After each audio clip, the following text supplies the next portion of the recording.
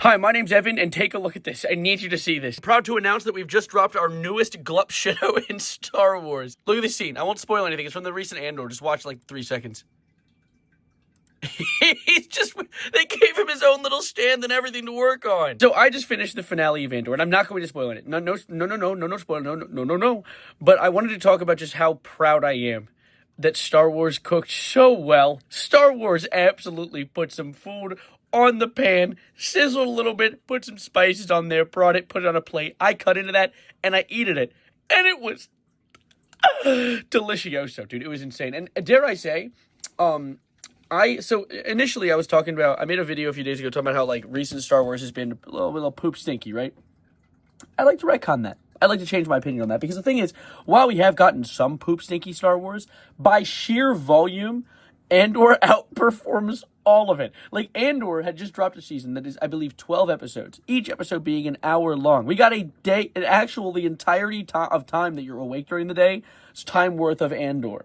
And it actually, I think someone did the math. If you add up Andor season 1, 2, and Rogue One, which is part of the story, there is currently, I believe, more Andor media. There is more to the Andor saga than there is to the Skywalker saga now, which means that we have, dare I say, the gold has outweighed the shit at this point. I'm not saying the Skywalker saga is all shit. Like, there's a lot of really good, and also that isn't counting the media within the Clone Wars, and Clone Wars is an outstanding show, so let's just keep that as a variable out there, especially since Clone Wars has, like, various arcs where there's an arc where R2-D2, there's like 5 episodes where he's doing his own little thing. There's an arc where, there's like just a bunch of Jedi kids doing their thing in like a cave somewhere. Clone Wars is an outstanding show. Once you get past the first 1 or 2 seasons, like, I think it was amazing overall, but dare I say, there's enough bias in there to lift it all the way to like AAA status, because in reality, the first season or 2 are kind of weak and focus more on children,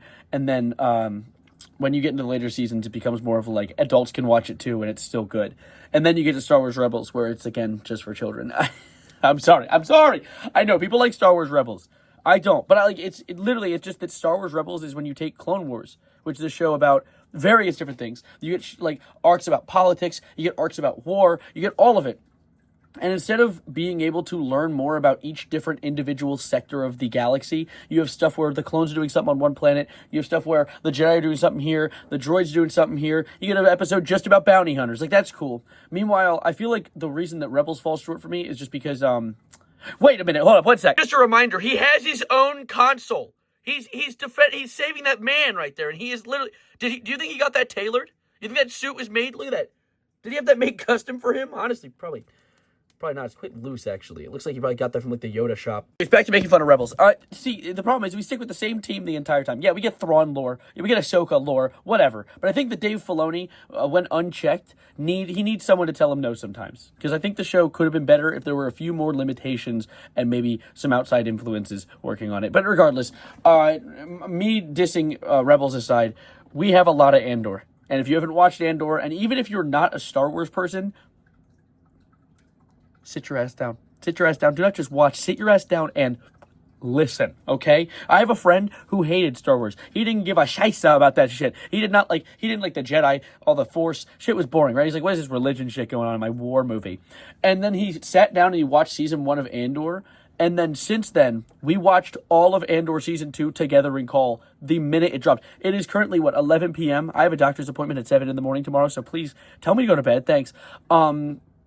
But it dropped at 9, and we sat and watched all 3 episodes that dropped in one sitting together.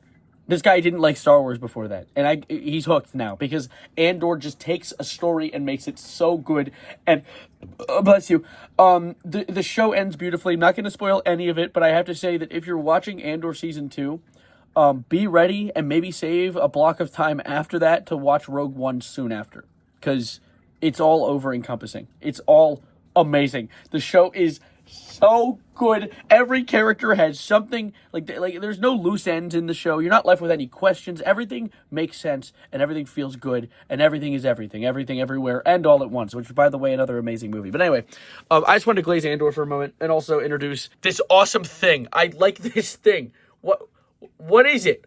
What is this thing? That's about it. So my name's Evan. New Glup Shitto dropped, and that's my computer. Bye.